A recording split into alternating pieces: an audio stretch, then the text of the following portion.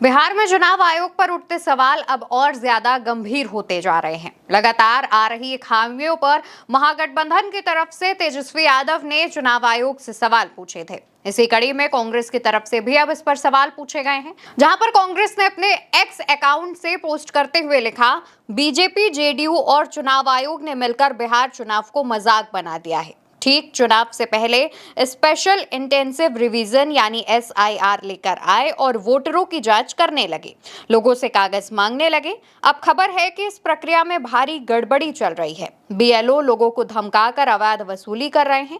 BLO घर घर नहीं जा रहे हैं, मनमाने तरीके से फॉर्म भर रहे हैं। एसआईआर की प्रक्रिया को लेकर बीएलओ खुद ही कंफ्यूज है। इतना ही नहीं, गणना वाले फॉर्म पर जलेबी और समोसे परोसे जा रहे हैं। लोगों के पास एसआईआर की प्रक्रिया को लेकर कोई जानकारी नहीं है। उल्टा लोगों में इस प्रक्रिया को लेकर डर है कि उनका वोट का अधिकार छीन लिया जाएगा। साफ है, बीजेपी, जेडीयू और चुनाव आयोग का एजेंडा दलितों, पिछड़ों, वंचितों और आर्थिक रूप से कमजोर वर्ग को वोटर लिस्ट से बाहर करना है, उनसे वोट का अधिकार छीन लेना है। ये एक साजिश है जिससे हम किसी भी कीमत पर कामयाब नहीं होने देंगे। कांग्रेस की तरफ से अब चुनाव आयोग एसआईआर प्रक्रिया पर सवाल उठाए गए हैं और बीएलओ को लेकर के भी तीन खुलासे हैं वो किए गए हैं। दोस्तों, इससे पहले तेजस्वी यादव ने भी पटना में हुई प्रेस कॉन्फ्रेंस के दौरान डॉक्यूमेंट का जिक्र किया था और कहा था कि कैसे बीएलओ गड़बड़ी कर रहे हैं और जो ये गड़बड़ी चल रही है, इससे कहीं ना कहीं एक बड़े लेवल पर वोटर्स के अधिकार छिन जाएंगे और इससे जो खामियां हैं वो उजागर होंगी। हम बिंदुवार जो है कमियां आप लोगों को बताते हैं। पहला, आयोग ने दावा किया है कि 80.11% मतदाताओं की गणना प्रपत्र भर दिए हैं, लेकिन ये नहीं बताया गया कि इनमें से कितने प्रपत्र सत्यापित, स्वैच्छिक और वैध तरीके से भरे गए। अभी तक इसकी कोई क्लैरिटी जो है नहीं दी गई है। फील्ड से लगातार ये सूचना हम लोगों को मिल रही है कि बिना मतदाता की जानकारी और सहमति से बीएलओ द्वारा फर्जी अंगूठा या हस्ताक्षर लगाकर प्रपत्र जो है उसको डाउनलोड जो है, अपलोड जो है वो किया जा रहा है। आंकड़े मात्र अपलोडिंग को दर्शाते हैं, जबकि आयोग ने प्रामाणिकता, सहमति और वैधता की कोई गारंटी नहीं दी है। आयोग का 80% मतदाताओं द्वारा गणना प्रपत्र भरने का दावा जमीनी हकीकत से पूरी तरीके से विपरीत है। प्रेस रिलीज में कहा गया है कि दस्तावेज बाद में भी दिए जा सकते हैं, लेकिन इस बारे में कोई स्पष्ट आदेश या एसओपी अब तक जारी नहीं किया गया है। तो दोस्तों, जिस एकजुटता के साथ महागठबंधन के तमाम जो दल हैं वो लगातार चुनाव आयोग की इस प्रक्रिया पर सवाल उठा रहे हैं, उसके बारे में अब ये जानना और जरूरी हो जाता है कि आखिर ये सवाल जो है वो समय समय पर क्यों उठ रहे हैं। देखिए, सबसे पहली बात यह है कि बीएलओ को लेकर के तमाम आरोप लगाए जा रहे हैं। खुद ग्रामीणों का कहना यह है कि बीएलओ घर घर जाकर के जो डॉक्यूमेंटेशन है वो कर ही नहीं रहे हैं, जो फॉर्म है वो भरवा ही नहीं रहे हैं। उल्टा होता यह है कि बीएलओ किसी सरकारी दफ्तर में जाकर बैठ जाते हैं और उसके बाद कई लोगों के माध्यम से लोगों के घर घर तक ये जानकारी पहुंचाई जाती है कि बीएलओ यहां पर बैठे हुए हैं, अगर आपको अपने फॉर्म को फिलअप कराना है तो वहां जाकर करा सकते हैं। अब इससे आमतौर पर होता यह है कि बीएलओ जिस समय पर पहुंच रहे हैं, जैसे कि मान लीजिए 10 या 11 बजे के बाद पहुंचते हैं, तो कई घर ऐसे हैं जहां पर जो मेल हैं वो अपनी नौकरी पर चले गए होते हैं। ग्रामीण क्षेत्रों की दोस्तों खास तौर पर बात हो रही है, तो ऐसे में कई महिलाएं जो होती हैं या तो वो घर से बाहर अकेले निकलती नहीं है, और अगर वो निकलती हैं तो उन्हें तमाम परेशानी होती है, क्योंकि महिलाओं के पास अपने घर के काम, अपने बच्चों को संभालना, उनके स्कूल और तमाम चीजें मैनेज करनी होती है। इससे होता यह है कि एक बड़े लेवल पर जो कई लोग हैं उनके फॉर्म्स भर ही नहीं पा रहे हैं। अब क्योंकि बीएलओ के पास टारगेट है पूरा करने के लिए, तो बीएलओ क्या कर रहे हैं कि उन फर्जी डॉक्यूमेंट्स को, उन फर्जी फॉर्म को फिल करके लगा दे रहे हैं। और अगर ऐसा नहीं भी हो रहा है, मान लीजिए कि कुछ अच्छे बीएलओ भी इन लोगों के बीच होंगे, तो वो अगर घर घर जाकर कर भी रहे हैं, तो वहां पर एक और खामी आ रही है, और वो है कि फॉर्म भरने के बाद उनको पर्ची नहीं दी जा रही है। अब इससे होगा ये कि जब वो अपनी वोटर आईडी लेने या डॉक्यूमेंटेशन कराने पहुंचेंगे तो उनसे क्रॉस चेक किया जाएगा, और अगर उनके पास पर्ची मौजूद नहीं होगी तो यानी कि उनका फॉर्म भरा ही नहीं गया है। इस तरीके का जो प्रोसेस है वो समझ में आएगा। अब एक और चीज इसमें जुड़ जाती है कि बीएलओ घर के बाहर एक जो पर्चा है या जो पोस्टर है वो लगाएगा।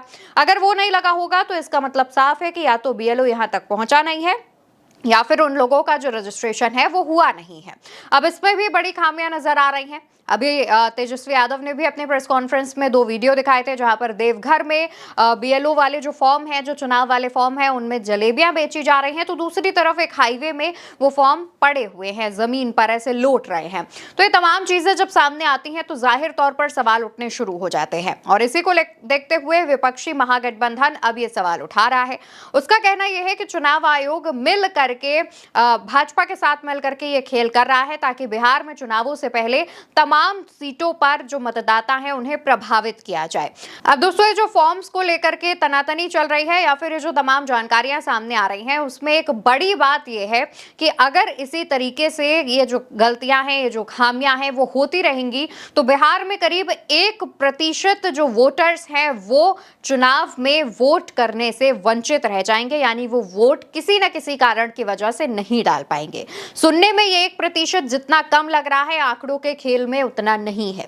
जी हाँ, ये 1% की जो आबादी है वो करीब 8 लाख के आसपास है। तो 243 सीट वाले बिहार विधानसभा में अगर 8 लाख वोटर्स वोट नहीं करेंगे तो इससे 1-2 नहीं बल्कि करीब 30 से ज्यादा सीटों पर इंपैक्ट पड़ेगा। और अगर हम 2020 के विधानसभा चुनाव की बात करें तो करीब 30 से 35 सीटें ऐसी थी जहां पर जीत हार का जो आंकड़ा था वो करीब 3 से 4 हजार वोटों के बीच था। तो यानी कि 3 से 4 हजार वोटर्स को प्रभावित करने की कोशिश जीत हार में एक बहुत बड़ा इंपैक्ट पैदा कर सकती है, क्योंकि अगर आप सीट वाइज देखेंगे तो ये 3-4 हजार से जीत हार आपको कम लगेगी, लेकिन आप 243 सीटों पर देखेंगे तो ये 30 सीटों का जो खेल है वो जीत आपका खेल बना भी सकता है और बिगाड़ भी सकता है। यानी कि अगर इन 30 सीटों पर ये जो खेल करने की कोशिश की जा रही है, अगर उस खेल में भाजपा कामयाब हो जाती है तो बिहार में वो सरकार बना भी सकती है, और अगर भाजपा इसमें कामयाब नहीं होती है तो भाजपा और एनडीए जीत नहीं भी सकता है। तो अब चीजें इस बात पर निर्भर कर रही हैं कि किस तरीके से चुनाव आयोग ये जो धांधली कर रहा है, जिस पर लगातार विपक्ष सवाल उठा रहा है, वो क्या ऐसे ही चलती रहेगी। वहीं दूसरी तरफ चुनाव आयोग तमाम जो जानकारियां हैं वो प्रेस कॉन्फ्रेंस के माध्यम से लोगों तक नहीं पहुंचा रहा है। इसको लेकर के भी विपक्ष लगातार आवाज उठा रहा है और सवाल भी कर रहा है। कह रहा है कि अगर आप प्रेस कॉन्फ्रेंस करके सारी चीजें क्लियर नहीं करेंगे तो जो ग्रामीण जनता है, जो आम जनता है, उसके मन में अभी भी संशय बरकरार रहेगा और वो इसी सोच विचार में पड़े रहेंगे कि क्या करना है, क्या नहीं करना है। क्योंकि वोटर आईडी एक महत्वपूर्ण दस्तावेज होता है, और अगर आप चुनावों में मतदान नहीं करेंगे तो उसका भी एक नेगेटिव इंपैक्ट पड़ता है। तो आमतौर पर लोग नहीं चाहते हैं कि उनका वोट करने का अधिकार छिन जाए। तमाम लोग वोट को अपनी ताकत मानते हैं।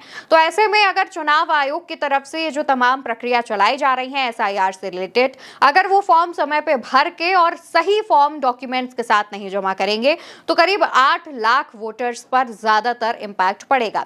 हालांकि ये जो एसआईआर और चुनाव आयोग का मामला है वो सुप्रीम कोर्ट में भी चल रहा है। आगे आने वाली तारीखों में सुप्रीम कोर्ट में इसमें सुनवाई भी होगी, लेकिन उससे पहले विपक्ष जो सवाल उठा रहा है, चुनाव आयोग को चाहिए कि उन सवालों का संज्ञान लेते हुए या तो उन पर काम करे और या फिर इसका जो जवाब है वो चुनाव आयोग को, विपक्ष को देना चाहिए। फिलहाल दोस्तों, देखने वाली बात होगी कि क्या सिर्फ चुनाव आयोग भाजपा की कठपुतली बनकर रह जाएगा जैसा विपक्ष का आरोप है, या फिर चुनाव आयोग निष्पक्ष तरीके से बिहार में मतदान करवाएगा और उससे पहले जो प्रक्रिया चल रही है वो करवाएगा। फिलहाल के लिए इस खबर में इतना ही। खबर उल्टा चश्मा यूसी पर देख रहे हैं। मेरा नाम अवंतिका अवस्थी है। नमस्कार।